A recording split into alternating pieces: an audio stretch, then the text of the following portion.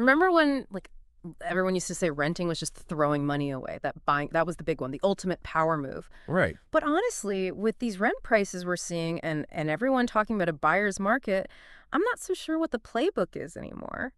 It's a lot, you know? Yeah, it's definitely a confusing time. It really is. But hey, that's why we do these deep dives. And thankfully, you guys sent in a ton of info about what's going on in the UK real estate market. You've clearly been doing your homework on houses for sale. So, spill the tea. Are you thinking about buying a place, or are you just, playing property tycoon from your armchair? Yeah. Whatever your real estate dreams are, now is a seriously interesting time to be paying attention to the UK property market. There's this definite shift happening that everyone's feeling. We went from that seller's market where you practically had to fight tooth and nail, get in bidding wars just to have a chance, Oh, tell me about it. to something that feels a bit more, well, balanced now. Okay, so you just used a phrase, a term that really jumped out at me in the stuff you sent. Buyer's market. So break it down for me. What does that actually look like if you're, out there looking at houses? And is there actually any real evidence that this shift is happening, or is it just hype? Okay, so imagine a seesaw, right? For ages, it felt like sellers were up in the air, just chilling, calling all the shots. But now, the seesaw's tilting. It's putting more power in the hands of buyers. And the reason? Options. Plain and simple. When there are more houses up for sale than there are eager beavers, ready to buy them, then the sellers, they got to compete for your attention. Makes sense. So how does that competition actually play out? Well, you'll see things like sellers being more realistic with their asking prices. Maybe they're more open to negotiation, or they might even throw in some extras to sweeten the deal. Oh, interesting. So we're talking like upgraded appliances, landscaping, that kind of thing. Exactly. And your sources actually back this up. Remember that tiny 0.3% price increase in October? Right, I saw that. That's practically unheard of. October usually sees a way bigger jump, like 1.3%. So that slowdown, plus the fact that more and more homes are coming onto the market, it all seems to point to this buyer's market thing being more than just wishful thinking. Okay, so that's definitely music to a potential buyer's ears. But let's be real for a sec. Even with more options, affordability is still a huge, huge issue. I mean, are we really saying that buying a house is suddenly within everyone's reach? Because it doesn't feel that way. You are so right. It's definitely not a free-for-all quite yet. You've got high mortgage rates, which are still a massive roadblock for a lot of people. It makes it really tough to even think about buying, let alone actually do it. It's like, having this amazing feast laid out in front of you, but the door is only open a crack. You can peek in, Like you but can't quite reach the good stuff. exactly. But, and this is a big but, your sources do hint at some hope on the horizon.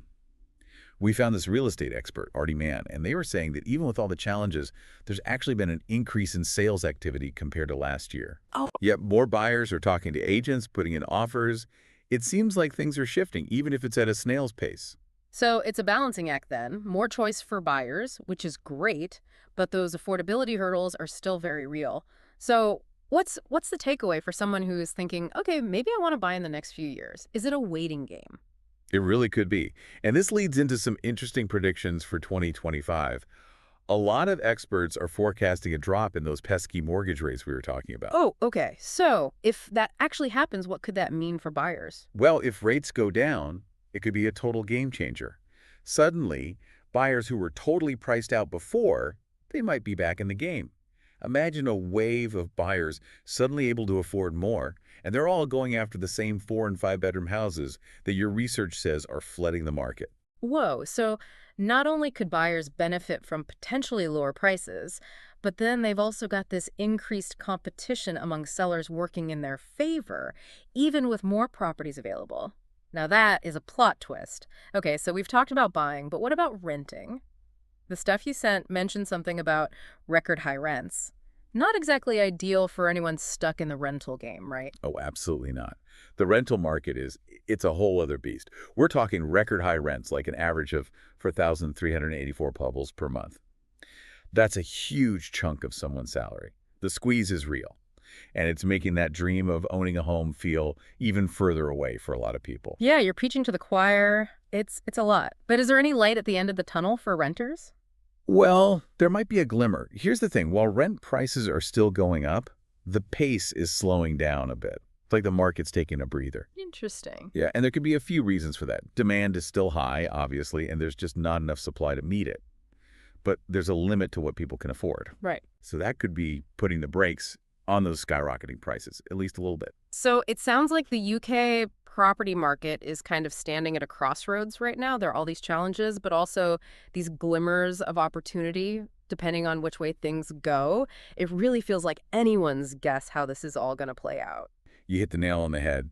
I mean, look, we can't predict the future for sure, but the research you guys dug up is giving us a really clear snapshot of everything that's happening in the market right now.